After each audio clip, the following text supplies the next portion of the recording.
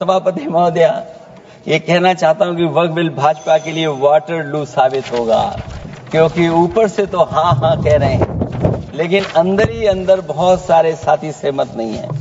मैं अंत में इतना ही कहना चाहता हूं कि ये वक्फ बिल जो लेकर के आए, कोई उम्मीद लेकर के नहीं आ रहा है। ये सोची समझी रणनीति का हिस्सा है, क्योंकि इनका जो बोर्ड बिखर गया है, ये मुस्लिम में भी बंटवारा चाहते हैं। मुस्लिम इस्लाम धर्म में कहीं बंटवारा नजर नहीं आता है, लेकिन इनकी कोशिश है कि इस बिल के माध्यम से हम मुस्लिम भाईचारा में भी बंटवारा करते हैं। बंटवारा तो पीडीए करेगा। अभी देखिएगा। सभापति महोदया, हमारे एक सदस्य कह रहे थे कि चुनाव बहुत अच्छा होता है। इनसे बेहतर किसने चुनाव देखा होगा? चलिए, धन्यवाद। वोट ही नहीं डालने दिया। सभापति महोदया, मैं धन्यवाद देता हूं। मैं और अपने दल और साथियों के साथ कहता हूं कि समाजवादी पार्टी बिल का विरोध करती है। वोट पड़ेगा तो हम इसके खिलाफ वोट डालने जा रहे हैं। तो ये वक्फ बिल जो लाया जा रहा है, वो अपनी वोट बैंक को संभालने के लिए और समाज को बांट करके ध्रुवी कर करके राजनीतिक लाभ लेने के लिए लाया जा रहा है। और अगर इसके लिए नहीं लाया होता तो पहले से जो जितने फैसले लिए सरकार ने, क्या उससे देश और प्रदेश में कोई बड़ा बदलाव आ गया है? अगर स्मार्ट सिटी का बात करें तो कितनी स्मार्ट सिटी बन गई है आपकी?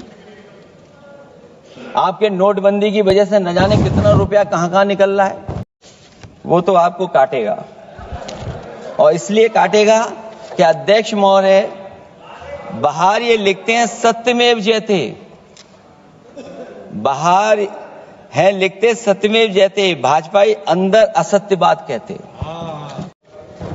वक्फ की जमीन से अध्यक्ष महोदय माननीय मंत्री जी बताएं, और मुझे उम्मीद है कि जब जवाब देंगे तो बताएंगे कि वक्फ की जमीन से बड़ा मुद्दा वो जमीन है जिस पर चीन ने अपने गांव बसा लिए हैं, लेकिन कोई बाहरी खतरे पर सवाल बवाल न करे, इसलिए ये बिल लाया जा रहा है।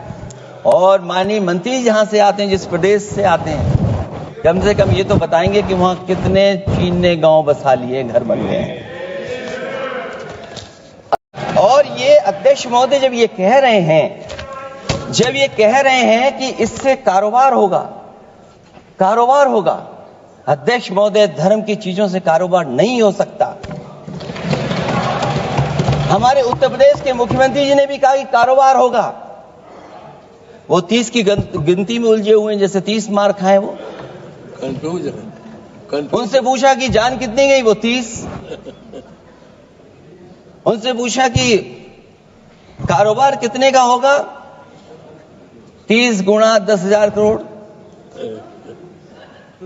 सोचिए, कुंभ हमारा क्या कारोबार की जगह है? और फिर उसका कौन नापेगा, कैसे नालाएगा?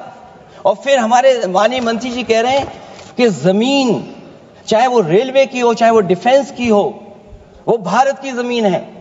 मैं भी स्वीकार करता हूं कि रेलवे की जमीन भी भारत की है, डिफेंस की भी जमीन भारत की है। क्या डिफेंस की जमीन नहीं बेची जा रही मंत्री जी? कुंभ में आस्था सबकी है, कोई ऐसा नहीं जिसकी आस्था ना हो। और कुंभ कोई पहली बार नहीं हो रहा था।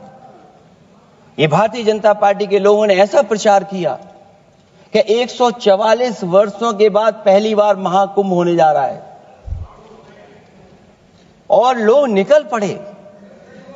सरकार ने कहा कि हमारी तैयारी 100 करोड़ की है। आप कहते टेक्नोलॉजी का हम इस्तेमाल करेंगे, जमीनों को हम मैपिंग कर करके डेटा एंड रिकॉर्ड ठीक करेंगे।